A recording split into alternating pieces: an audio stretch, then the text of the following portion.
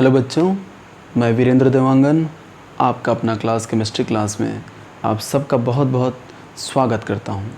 आज हम बात करने वाले हैं आप-बाओ प्रिंसिपल के बारे में, जो कि एक बहुत ही इम्पॉर्टेंट टॉपिक है। इसलिए इम्पॉर्टेंट है क्योंकि इसी थ्योरी से, इसी रूल से इलेक्ट्रॉन की फिलिंग होती है किसी भी एटम में, किसी भी एटम के ऑर्बिटल में। तो इलेक्ट्रॉन की फिलिंग किस तरह से होती है उसके बारे में आप-बाओ जो रूल्स दिए गए यहाँ पे, आप-बाओ जो प्रिंसिपल दिया गया, उसके आधार पे हमें ये क्लियर हो जाएगा कि इलेक्ट्रॉन की जो फिलिंग है वो किस तरह से की जाती है, किस तरह से होती है। तो सबसे पहले हम यहाँ पे बात करते हैं आप-बाओ प्रिंसिपल के बारे में। आप-बाओ प्रिंसिपल, आप-बाओ सिद्धांत जिसको हम कहते हैं, एक्चुअली में ये किसी साइंटिस्ट का नाम नहीं है। हमें ऐसा लगता है जैसे ये किसी साइंटिस्ट का नाम है, लेकिन एक्चुअली ये साइंटिस्ट का नाम नहीं है। ये क्या है, एक ग्रीक वर्ड है, ग्रीक भाषा है, और इसका अर्थ होता है बिल्डिंग अप। और बिल्डिंग अप का मतलब होता है भवन निर्माण। मतलब इलेक्ट्रॉन की फिलिंग करके इलेक्ट्रॉनिक कॉन्फ़िगरेशन का निर्माण किया जाता है। इसी चीज़ के बारे में ये पूरा जो प्रिंसिपल है बताता है। तो यहाँ पे आप-बाओ क्या है, आप-बाओ प्रिंसिपल, एक आप-बाओ जो वर्ड है ग्रीक भाषा का वर्ड है, इसका अर्थ होता है बिल्डिंग अप, और इंग्लिश में और हिंदी में अगर हम कहें तो इसका अर्थ होता है भवन निर्माण।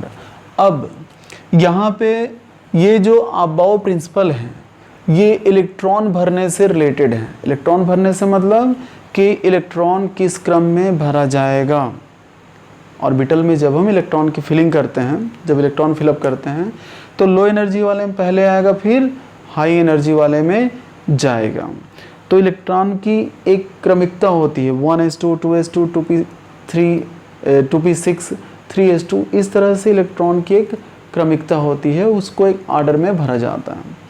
तो यहाँ पे पहले मैंने कहा कि इलेक्ट्रॉन से रिलेटेड है ये प्रिंसिपल।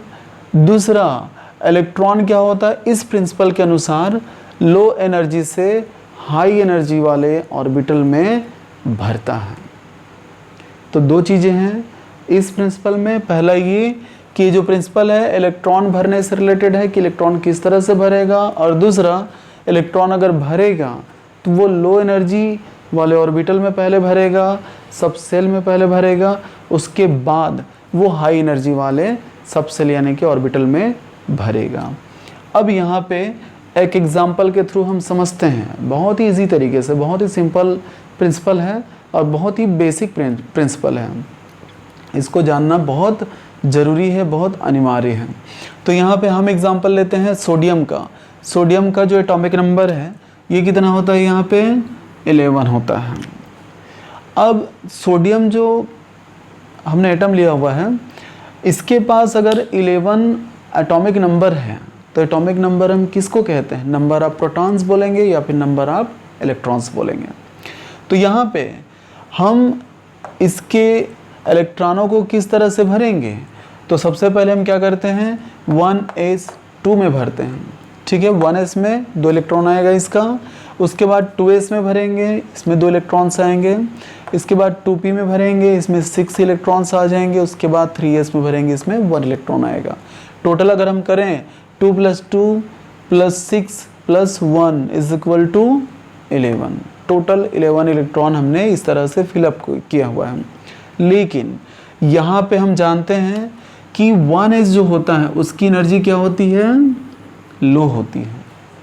1s की जहाँ से स्टार्टिंग होगी इलेक्ट्रॉनिक कॉन्फ़िगरेशन वहाँ पे एनर्जी लो होती है। लेकिन जब हम इलेक्ट्रॉन भरते आगे चले जाएंगे तब वहाँ पे उनकी जो एनर्जी है वो लगातार क्या होती जाएगी, बढ़ती जाती है। उसकी जो एनर्जी है वो इंक्रीज़ होती जाती है। अब ऐसा क्यों होता है, तो उसके लिए हम आते हैं एक एटॉमिक स्ट्रक्चर पे आते हैं, परमाणुवीय संरचना पे आते हैं, जो इस तरह का एक स्फेरिकल स्ट्रक्चर है। यहाँ पे जो मिडिल पार्ट होता है, इस मिडिल पार्ट को हम क्या कहते हैं, न्यूक्लियस कहते हैं, जिस पर क्या होते हैं, पॉजिटिव चार्ज होते हैं।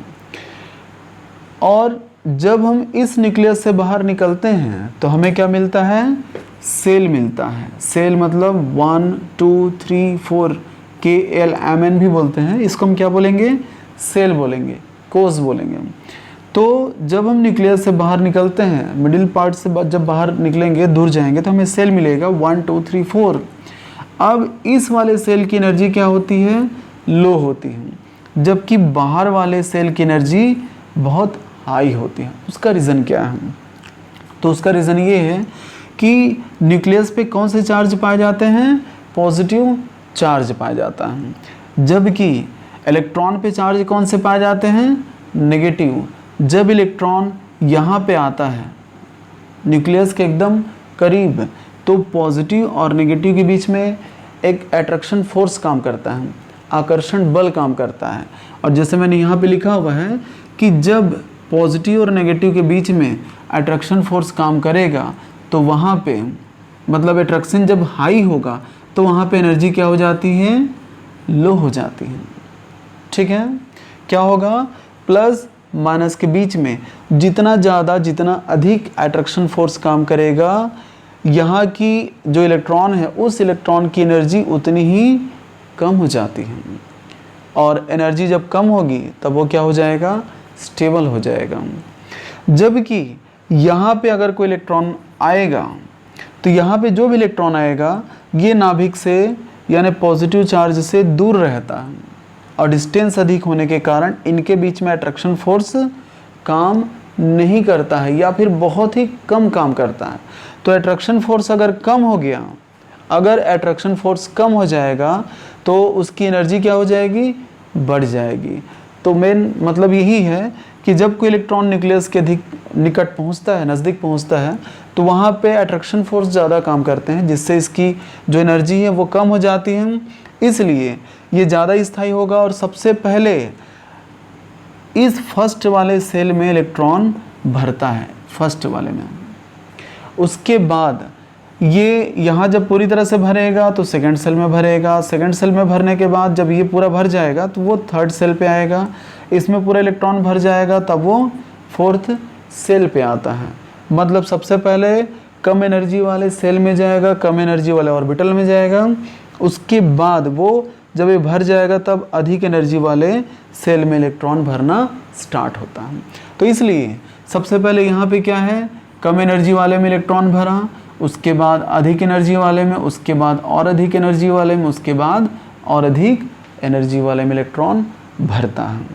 तो यहाँ पे याद रखना है कि जब अट्रैक्शन फोर्स ज़्यादा होगा तब इलेक्ट्रॉन की एनर्जी कम हो जाती है, यानी कि वहाँ पे स्टेबिलिटी बढ़ जाती है। और अगर स्टेबिलिटी नहीं बढ़ेगी तब इस एटम का, इस परमाणु का जो अस्तित्व है वो पूरी तरह से समाप्त हो जाएगा, ख़त्म हो जाएगा। इसीलिए इनकी एनर्जी लो होनी चाहिए ताकि स्टेबिलिटी इनकी बहुत हाई होनी चाहिए। अब इस रूल में मेन जो बताया गया वो ये बताया गया इस प्रिंसिपल में N+L रूल, जिसको हम बोरबरी रूल भी कहते हैं। यहाँ पे N+L, तो N क्या चीज़ को बताएगा? प्रिंसिपल क्वांटम नंबर को बताता है, जिसको हम मुख्य क्वांटम संख्या भी कहते हैं। जबकि जो L है ये एजीमुथल क्वांटम नंबर को बताएगा, जिसको हम कहते हैं द्विगंशी क्वांटम संख्या। यहाँ पे जैसे मैंने कहा कि इसकी एनर्जी कम होती है, इसकी एनर्जी अधिक होती है। इलेक्ट्रॉन पहले इसमें आएगा, उसके बाद इस तरह से भरते जाएगा। तो किसकी एनर्जी कम होगी और किसकी एनर्जी अधिक होगी, उसका हम कैलकुलेशन इस रूल के हिसाब से कर सकते हैं। अब कैसे करेंगे तो आगे देखते हैं। जैसे यहाँ पे हम इसको ले लिए 2s को और 2p को ले लिए, दोनों का एनर्जी का कैलकुलेशन करना है, क्योंकि हमें पता है कि इलेक्ट्रॉन पहले इसमें भरा, उसके बाद इसमें गया है। क्लियर है? इसलिए हम क्या करेंगे, यहाँ पे N+L रूल के हिसाब से कैलकुलेशन करेंगे इनकी एनर्जी का। तो 2s हमने यहाँ पे लिया हुआ है, जबकि 2p हमने यहाँ पे लिया हुआ है। देखते हैं किसकी एनर्जी कम होगी, किसकी एनर्जी ज़्यादा होगी। तो यहाँ पे जो 2s का 2 है ये किसको बताएगा? प्रिंसिपल क्वांटम नंबर को बताएगा, जिसको हम कहते हैं मुख्य क्वांटम संख्या। जबकि L किसको बताएगा? तो L बताएगा द्विगंशी क्वांटम संख्या। ये क्वांटम नंबर का जो मेरा वीडियो है वो बहुत ही बेहतरीन है, उसको आप लोग देखिएगा। उसमें जब आप लोग देखेंगे तो पूरा जो क्वांटम नंबर है बहुत इजी हो जाएगा, बहुत क्लियर हो जाएगा आप लोग का। तो यहाँ पे ये जो प्रिंसिपल क्वांटम नंबर है इसका 2 है, जबकि L की वैल्यू 0 है। अब L की वैल्यू 0 कैसे हुई, तो आप लोग को हमेशा याद रखना है यहाँ पे L का मान क्या होगा, S के लिए 0, P के लिए 1, D के लिए 2 और F के लिए 3 होगा। इसको हमेशा आप लोग को याद रखना है।